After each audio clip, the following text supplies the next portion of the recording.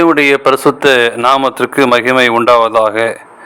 இந்த காலவேளையிலே உங்கள் அனைவரையும் ஆண்டவராகிய இயேசு கிறிஸ்துவின் இன்ப நாமத்தில் உங்களை அன்போடு வாழ்த்தி வரவேற்கிறேன். விண்துளிகள் வாயிலாக இந்த நாளில் சந்திப்பதில் மிகுந்த மகிழ்ச்சி அடைகிறேன்.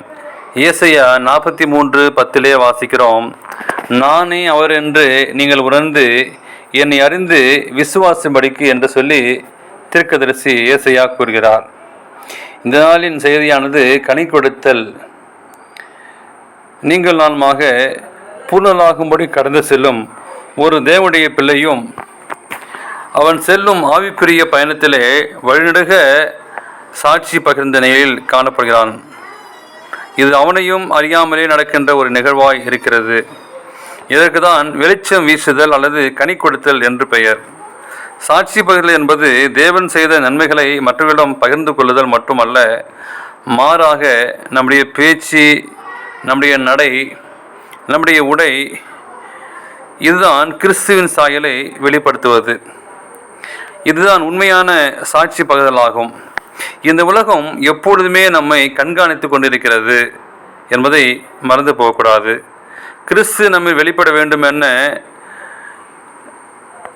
இந்த உலகம் நம்மை கண்காணிக்கும் பொழுது கிறிஸ்து நம்மில் வேண்டும் என எதிர்பார்க்கின்றது. நம்முடைய எதிர்பார்ப்பு மட்டுமல்ல, தேவனும் கனி கொடுக்கின்ற வாழ்க்கையை நம்மில் எதிர்பார்க்கின்றார். தோட்டக்காரர் கனி கொடுக்காத அத்தி மரத்தை வெட்டி போடும்படி சொன்னார் அல்லவா? அப்பொழுது அவர் தோட்டக்காரனை நோக்கி, இதோ 3 வருஷமாய் இந்த அத்தி மரத்திலே கனியை தேடி வருகிறேன், ஒன்றையும் காணவில்லை. இதை வெட்டி போடு, இது நிலத்தையும் ஏன் கெடுக்கிறது என்றார். அந்த நிலை நமக்கு நேடும்போது கனி கொடுக்கவில்லை என்றால் எப்படி நம்முடையப்பட்ட வாழ்க்கை இருக்கும்? அன்பான கிறிஸ்து கூட எதிர்பார்த்த கனியை காணாத போது சபித்ததை அறிவோம்.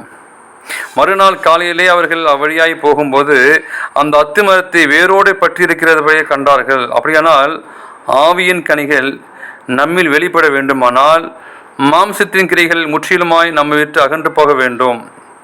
2 எஜமானுக்கு ஊழியம் செய்ய ஒரு நாளும் கூடாது. இதற்கான ஒரே தீர்வு பின்மாரியின் அனுபவத்தை பெற்றுக்கொள்வதுதான். அந்த ஆவியானுடைய அபிஷேகத்தை நம்மில் நிரம்பி வடியும் போது, இதோ நானும் கர்த்தர் எனக்கு கொடுத்த பிள்ளைகளும் சீயோன் பருவத்தில் வாசமாயிருக்க சேனைகளின் கர்த்தாவே, இஸ்ரவேலின் அடையாளங்களும் அற்புதங்களுக்காகவும் இருக்கிறோம் என்ற ஏசாயா போல சாட்சி பகிர முடியும். இல்லையெனில் புத்தியற்ற 5 கன்னிகளைப் போல கைவிடப்படுவோம். ஒருவேளை மங்கி எறிகிற திரிகளாக இருந்தாலும் ஆவியானுடைய கரங்களிலே நம்மை அர்ப்பணிக்கும் போது எரிந்து பிரயாசிக்கிற விளக்குகளாக நம்மை மாற்றுவார்.